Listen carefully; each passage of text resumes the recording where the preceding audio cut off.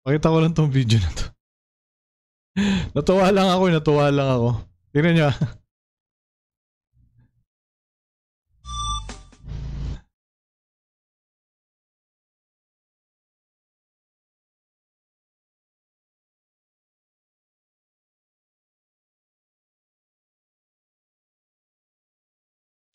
Lupit. Like this. And she lives in the States now. I guess she speaks English more fluently than Filipino, but she understands Filipino. That's what she said. So ngayon mga kabatas natin, please welcome to our community.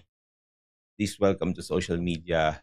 Please welcome to our world, Miss Grendy. Good morning. Good morning. Magandang araw po. Thank you so much, Attorney Lubayan, for that introduction. As Attorney said, I'm more fluent in English, so mahihirapan ako mag-Tagalog, so pasensya na po. I'm really happy to be here and very honored to be interviewed by Attorney Lubayan about my experience. Natitira ako sa Amerika ngayon, so yun lang ang introduction ko. Salamat. Okay. Good morning, Ma'am Grendy. Ano pong oras na sa inyo dyan? What's the time in your place now? 8 o'clock p.m.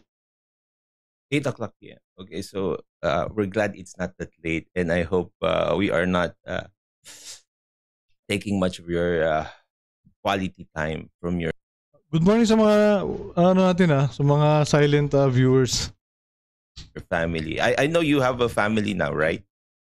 Opo, yes. Asawa ko. Sorry. Come again? Meron akong asawa. Yun lang. Meron ako kayong asawa. So, now you live in America. Many people are curious po kasi. You live in America but you were born in the Philippines. Am I correct? Tama. I was born in Tarlac. Tapos tumira ako sa Tinang. Tapos sa Angeles. Okay. So, kung mag-uumpisa tayo, lumaki ako sa Tinang kasama ko ang mga pamilya ng nanay ko. Silang nag-alaga sa akin. Ang lola ko, lola, mga tita, tito ko. Siguro mga 10 tao kami. American yata. American. 9 people total. I would be the 10th sa nakatira sa Tinang. The 9 people took care of me there. Yung Tinang niya, inang ba yun? Tinang? On my mother's side. Tapos, punta ako sa Angeles. Okay, ito pong Yun, good evening kadama sa Jordan. Tara, panoorin ulit natin tong interview ni Ma'am Grendy. Nung pumunta ho kayo ng Angeles, ilang taon na po kayo? Nakakalimutan ko siguro mga 7. 7? So you were very young. Nung panahon na ito, when you were 7 years old po, do you know the whereabouts about your father na? For those people who doesn't know, your father is Raffy Tulfo, the famous senator, di ba po? Opo, hindi ko alam nasaan siya. Ang alam ko lang, patay siya. Yun ang sabi ng mga relatives ko sa akin ay patay na siya. So yun ang alam ko nung bata ako. So, okay, when you were 7 years old po, you moved to Angeles. Kumusta po yung buhay niyo doon? Medyo mabuti. Mas mabuti siguro kaysa sa buhay ko sa Tinang kasi sa Angeles, my mom had a job there and it was... Yun, good morning Mr. Chair. Kala ko hindi ka na puno. At sa lahat, serious topic pala tonight. Sinabi ko kagabi, di ba? Na itopic ulit natin to kasi para mapanood para kasi dapat milyon ng mga views ng mga ganito, di ba? Kaysa dun sa mga walang kwentang palabas ng RTIA, di ba? Her 3 sisters and her paid for the apartment. and I went to Angeles University Foundation, yung private school. Ang nagbayad ay si Joe Pearson. Ang tawag ko sa kanya ay dad kasi siyang nagpalaki sa akin, siyang nagpag-aral sa akin. So, medyo maganda yung buhay sa Angeles ng konti kasi may gripo kasi sa Tinang wala kaming gripo. Bomba lang. So medyo mas kumanda ng konti yung buhay. So yung bomba niya sinasabi niyo, yun po yung poso. Naranasan kong tumira sa ganyan. Hello Cookie, shoutout sa'yo. Naranasan kong tumira dyan kasi ang tagal ko din sa sa Tarlac. Palipat-lipat kasi naging missionary ako before sa Tarlac, sa Pangasinan, sa Bulinaw, ganyan, lalayo nun, di ba? Sa Nueva Ecija. Poso ginagamit nila. Tapos yung CR doon, yung hinukay lang, then tinakpan lang, walang bowl. Tapos pag magsi-CR ka, tatakbo ka sa labas. Minsan pag umuulan, payong ka lang naman. No? Opo. Poso, nakatira ako sa Tinang sa bahay kubo. So, yung sahig namin, walang sahig, walang tiles, walang carpet, dumi lang. So, talagang mahirap kami. So, sa Angeles, may sahig na tunay na sahig. Tapos, imaginein mo, yung ganyan yung buhay ni Ma'am Grandy nung bata siya, di ba? Samantalang yung mga anak ni Rapi Tulfo, yung anak sa labas na dalawa. Yun, good evening sa aking darling, Teacher Celine. Good morning pala. Di ba? Imaginein mo si Ma'am Grandy natiis niya yung mga ganong klase ng buhay. Tapos yung mga anak sa labas, yun nga, yung sila Ralph, di ba? Ang sarap ng hinihigaan nila. Di ba? Doon sa province na tinira na medyo kinalakihan ni Ma'am Grandy is talagang papag lang daw yung tinutulugan nila. So, nakatikim lang siya ng medyo ma-okay nung nasa na siya sa Pampanga na doon sa lola yata niya. Tiles yung sahig sa Angeles. So, gumanda. Yung sa Tinang, wala akong kama. So, yung kama namin, kahoy. So, natutulog ako sa kahoy, di ba? So, sa Angeles, medyo meron kami ng mattress, di ba? So, medyo gumanda ng konti doon ang buhay. So, pag kaganyan, medyo pa nun, talagang medyo pa yung mga connection ng tubig. Pero dito sa amin nun, 19 yata yun, 79, 78, nagkaroon na kasi may sariling rito. May sariling source ng ng tubig. Kasi nga ako is yung dalawang bundat lang. Dalawang anak ni Artie. Oo nga di ba? So, if you don't mind po, kailan nyo po nakilala si Mr. Pearson po? Siguro mga 7 or 8 ako. 7 or 8 years old na kayo. So during that time, you really think or you really thought that your father was dead? Tama. Akala ko patay na siya. Yun lang ang sabi ng mga tao sa akin. Sa totoo lang, bilang isang anak na ganyan, pinamulat sa'yo na patay na yung tatay mo. Sana ganun na lang Hanggang sa hanggang sa age na ngayon, sana ganun na lang din na sa issue niya, patay na lang yung tatay niya. Kasi wala rin naman di ba? Actually, nakilala niya, ginamit lang din siya. Saan ho kayo nag-aral ng college dito rin? Nung nalaman nga niyang buhay, nasaktan lang siya, di ba? Sa Pilipinas? Hindi po. Sa Amerika ako nag-college. So, kailan po kayo gumayak o pumunta ho ng Amerika? Mga 11 ata. 11. 95. 11 years old. So, batang-bata pa rin ho kayo. Ngayon po, maybe we'll go to the difficult questions na. Are you comfortable? Shoutout sa'yo, Lady in Red. Welcome sa Bumunti kong channel. Sabi ni Kadama, ngayon hindi na maganda gumamit ng puso. Huwag naman. Kailangan may puso pa rin tayo. Hindi, joke lang. Sa Tarlac kasi, required sa kanila pag gumawa ka ng Poso Negro, kailangan sementado lahat. Pati yung wall. Kailangan tawag nito? Nakapalitada. yung yung pinaka-deposito niya.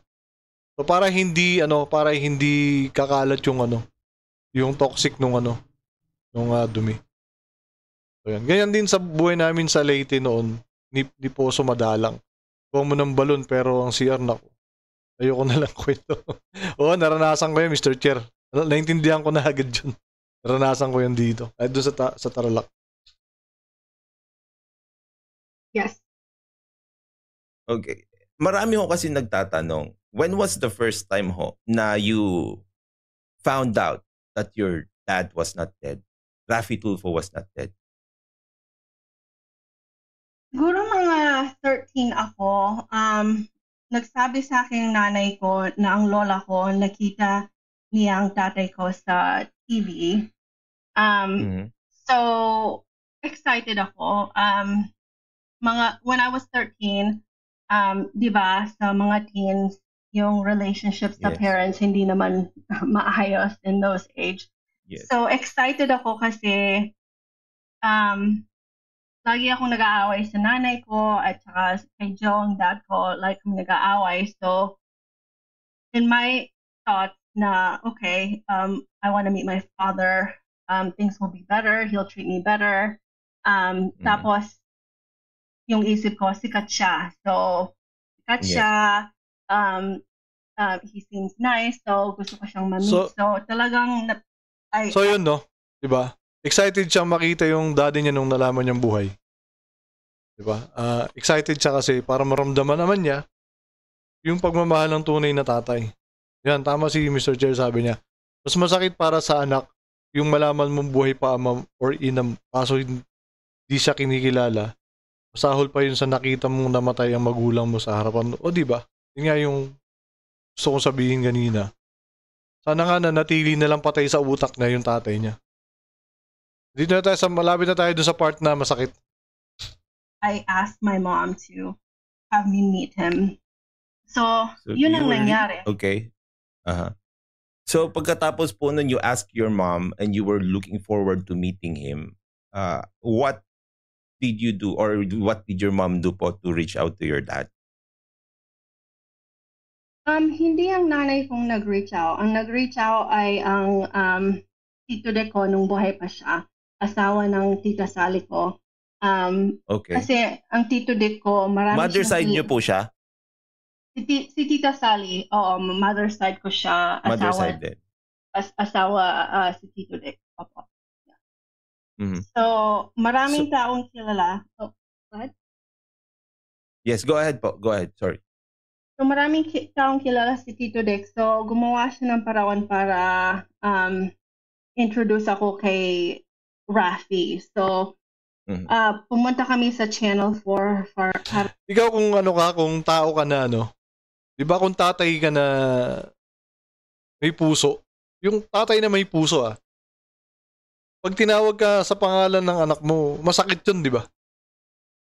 Bawa, tinawag ako ng anak ko, JB, di ba parang ang sakit sa tenga, ang sakit sa puso na ganyan lang tawag sa'yo ng anak mo, ibig sabihin walang respeto sa'yo, di ba? Kaso, si Raffy Tulfo, ewan ko anong klaseng tao siya baliwala lang sa kanya Para ma-meet namin si Raffy for the first time. Okay. Naaalala ko na tuwang-tuwa siya na makita ako na he said something along the lines of I don't need a blood test or something like that, na kamukhang-kamukha kami, talagang anak niya ako. Tapos sinabi niya mahal niya ako. So exciting yung first time meeting namin. So yung first time meeting niyo po, it was purely inside the studio? You didn't go anywhere or like it? There was no other events that happened aside from you meeting in the studio po? Yun lang po. Yun lang na remember ko, na excited lang akong nakita ko ang tatay ko for the first time. Mabait siya, charismatic, charming.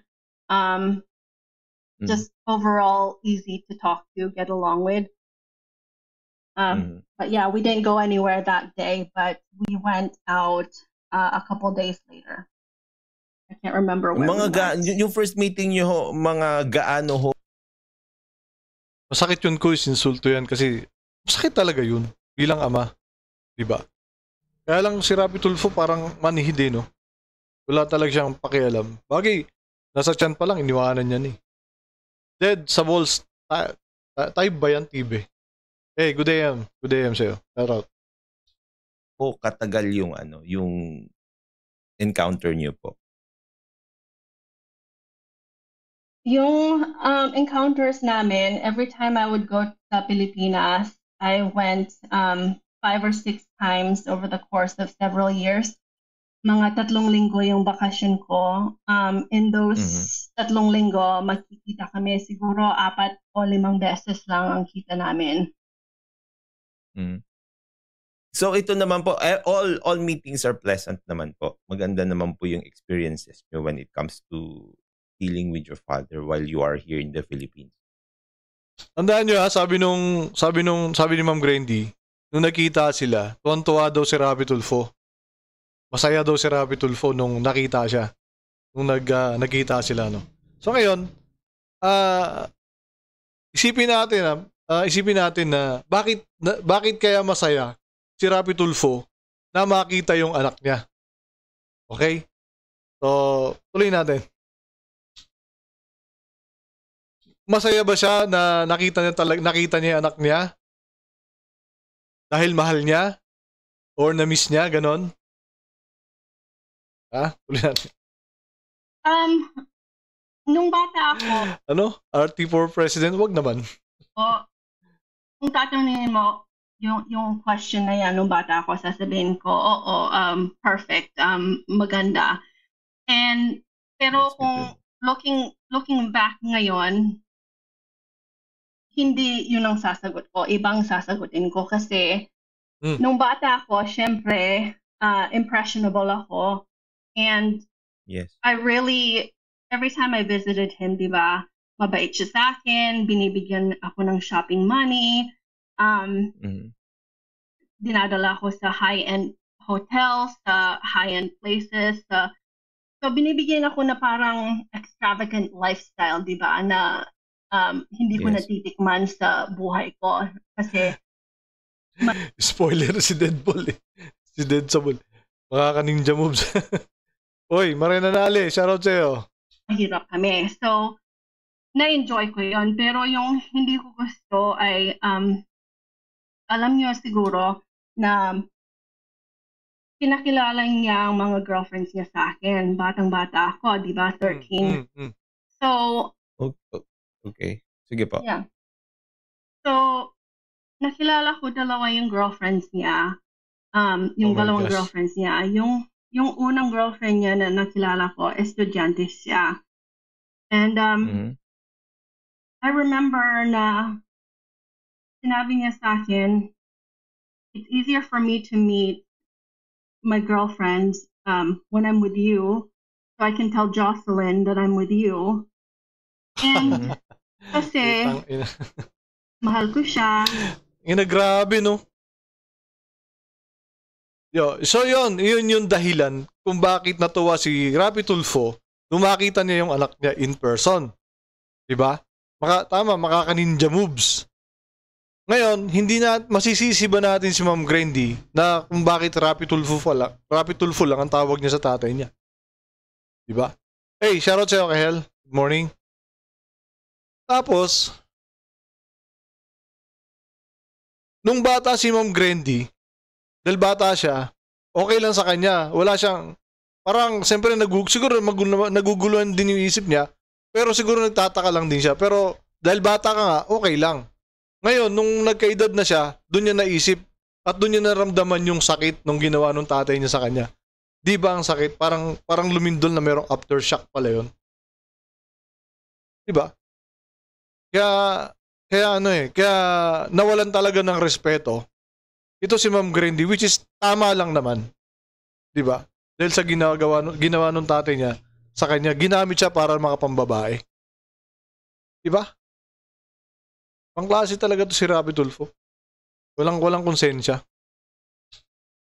I wanted his approval. Wala akong sinabi. Yung isip ko, naniniwala siya sa akin. So, he trusts me. So, I should just keep quiet about this. So, oo nga eh. Minsan talaga kasi sa totoo lang aminin ko sa inyo guys, palamura talaga ako in person. Pero minsan parang expression na lang din. Kaya minsan dito hindi ko pagka nagagalit ako, minsan hindi ko talaga maiwasang magmura, pero napapansin mo siguro hinihinaan ko lang din yung boses ko, pero talaga namang talaga namang yun sa ginawa niya kasi 'di ba? Mapapamura ka talaga. Huwag na nyo lang i-comment, baka screenshot. Yun. Sabi ni Dead Sabol, di ka na pinanindigan, ginawa ka lang dahilan para gumawa ng kasalanan, di ba? Dead Sabol Tube. Walang ya sa madaling salita. Di ba? So how old were you again here? 13. Ma'am? Mr. Chair, the big team man. Joke. 13? Okay. Tapos, ano po yung sumunod ho na pinakilala po sa inyo? Yung sumunod, nakilala ko si Lizelle. Okay. So, yun ang long-term girlfriend niya. Si Lizelle, mabait siya. Itong Lizelle ba, ito ba yung tarakatak na nagkaanak din siya ng isa? Siloso si Rafi. So, yung... Siloso pa kapal talaga ng mukha Siloso pa. Pambihira. Imagine that. Siloso pa talaga. Na-remember ko yung unang girlfriend na na-meet ko. Pumunta kami, sinunduan namin siya sa bahay niya. Pumunta kami sa mall. Tapos, nag-away lang sila sa kotse. And he kept telling her, why are you talking to some man? And she denied it. She said there's no other men. Pumasok kami sa mall. Pagkatapos, pumunta sa banyo yung babae. Iniwan namin siya. Kasi sinabi ng tatay ko na kinakausap niyang lalaki. So, iniwan namin siya. So, tawag na... Grabe iniwan sa banyo yung babae. Ang grabe naman. Ang walang yan naman. Babae yun Di ba wala siyang respeto sa babae? Di ba? Wala siyang respeto sa babae. Sa bagay, sa anak mo walang respeto Sa ibang babae pa kaya. Tawag yung babae. Sabi niya wala akong pera para pamasahe. Bumalik ka dito. Kunin mo ko. Ganyan ang ginawa niya kay Lizelle. Sabi ni Kyle, bawal nagmura, si Arte lang may karapatan dyan. Rin, kung Lizelle mag-eye contact siya sa ibang lalaki, nagagalit siya. So talagang siloso siya. So si Lizelle, bawal siyang magkausap ng ibang lalaki. Basta stricto talaga. So parang naawa ako sa kanya. Kasi mabait siya sa akin, pero at the same time, hindi ko naintindihan bakit siya. Alam sa totoo lang napakabait ni Ma'am Grandy Kasi sayang swerte si Rapi Tulfo kay Ma'am Grandy kung tutusin Diba napakabait na anak? Grabe. Kasama, why she was with Rafi. Kasi maganda naman siya, bata siya. So, hindi ko naintindihan yung relationship nila. Okay. Well, wow, that's alam niyo, that's a lot to take na coming from you and being at that age tapos na-experience niyo agad yung mga ganun grabing mga experiences po. Ngayon on a lighter note po, when you were growing up, what name were you, wag na yung ngayon. When you were growing up, what name were you using? Ang tawag ng pamilya ko sa akin, Joy. Yun ang nickname ko sa bata ako. Ewan ko bakit Joy ang tawag nila sa akin. Pero nung pumunta ako sa AU, yung nickname ng mga kaklase ko sa akin sa AU, Toothpick. Kasi masyado akong malnourished. So yun ang sabi nila sa akin, Toothpick. Pero hindi maganda, hindi na magandang nickname. Talagang meron undertone na hindi maganda. Pero mo nabully pa yung anak niya. Tapos di ba si Rapi Tulfo galit na galit sa mga nambubuli? Gusto niya lang kasi siya lang din naman bubuli si Rapi Tulfo, di ba? Pero yung sarili niya anak na bully. Di ba? Ang sakit doon, tapos makikita mo yung tatay mo, pinagtatanggol yung mga nabubuli, tapos pinapagaling yung mga bully. Hindi pwedeng kumausap ng ng iba yung Lisel, pero yung isa ng bababae. Baka Barbara Milano timeline yan. Oo nga. Relate ako dyan sa akin, 1 month sa bunso ko, paalam, magtatrabaho, yun. Di na bumalik. Nakidnap din ata asawa ko that time. It's a form of name calling. Ginagamit niyo po ba yung last name na Tulfo? Hindi, pinalitan ko na. Pinalitan niyo na.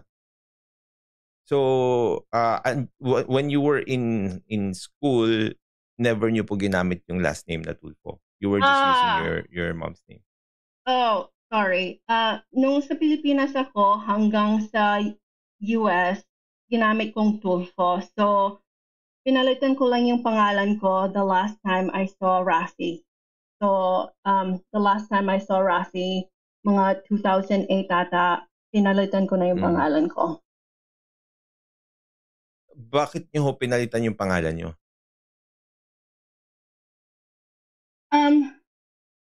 Kasi kinuha ko ang pangalan ng tunay na ama ko, si Joe Pearson. Yun ang sasabihin Joe ko. Pearson. So, diba? Grabe yun. Kinuha ko yung pangalan ng tunay na ama ko, si Joe Pearson. Sabagay, sabi nga ni Rapi Tulfo, diba? 2 lang anak niya. Hi, Cesa. Shout out sa'yo. Baka nangyari rin yun, anak niyang babae. Yung iwanan, sana hindi kay Ma'am Grindy na mangyari. Sabi kasi ng mga matatanda kung anong daw ginawa ng ama sa anak na babae doon. Di naman. Fortunately, hindi naman siguro nangyari kay Ma'am Grindy. Okay lang, Cesa. Okay lang. Dito. Hello. so, parang homage ko So nauna si sabi ni Marina, nauna si Barbara kaysa kay Lisel. sa kanya kasi siyang nagpalaki sa akin. Ayun. At saka 2008, may isip na ako, may edad na ako. So, I think that's when I really saw what my father, Rafi, is just a father, right? He's genetic material. What he was like. So, genetic material na ama. Kasi nga walang kwentang ama eh. So, ngayon nilalabas na ni Ma'am Grindy kung ano yung nararamdaman niya. Ako na kailangan ko ng tulong sa kanya sa college. So, tumawag ko sa kanya. 2008, meron naman siyang kaya, pero pinalitan ng numero niya sa akin. Tawag ako ng tawag, hindi ko siya makatawag. So after that, everything just hit me in the face that he's not a real father. Diba? Hit me in the face that he's not a real father. Imagine, ang daming sakit na ipinarana sa kanya ng tatay niya, no? Grabe, kaya nga, sabi ko kanina, sana nanatili nilang patay si Rapi Tulfo sa isip ni Ma'am Grindy kaysa naman nakilala niya pa. Grabe yung mga pananakit na ginagawa. Imagine that. Kailangan mo ng pang tuition dahil kulang ka sa pera. Samantalang yung mga anak niya rito nagsisilakihan ng katawan. Yung anak niya dun sa si Grindy natukso pa na toothpick. Tapos kailangan ng pang tuition dahil nga gagraduate na siya. 'Di ba? Sakit, sobrang ang daming sakit na pinarana si Rapi Tulfo sa anak niya. Anong klaseng tao to? Shoutout sa'yo, Gail. Welcome sa live.